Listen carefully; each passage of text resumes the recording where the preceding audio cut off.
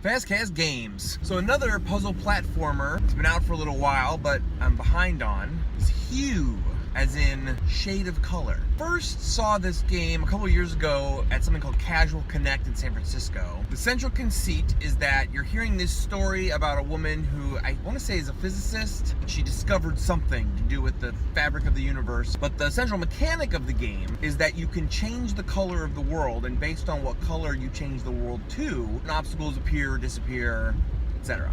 It's definitely an interesting mechanic, especially because it grows as the game goes. You start off and you get one color, and then you solve a puzzle and you get a second color. I'm actually not done with the game yet. I think I have all but one of the colors. All in all, I am enjoying it quite a bit. However, some of the platforming is a bit frustrating. And unfortunately, I don't know that this is a situation where you could say, well, if they just tightened it up, because I don't know that there is a way to tighten it up. This frustration falls out of the mechanic itself, of having to change the color of the world to make a platform appear or disappear. Not throw your controller frustrating, but pause the game and go do something else for a while frustrating.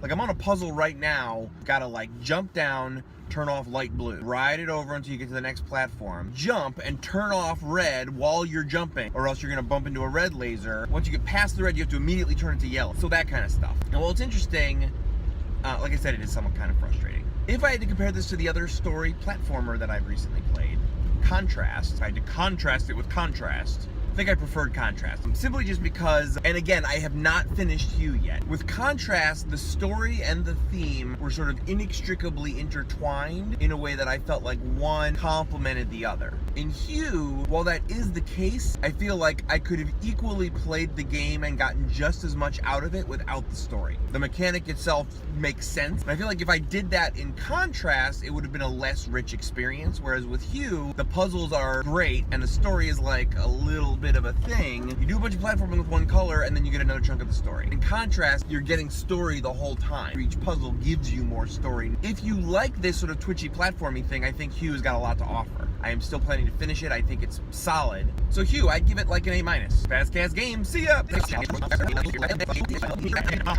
Hey, thanks for watching the FastCast. If you like what I do here, don't forget to like, share, and subscribe. You can also follow me on Twitter at Mr. J Handle. And remember to check back, because I do this a couple times a week. Thanks a lot, everybody. FastCast!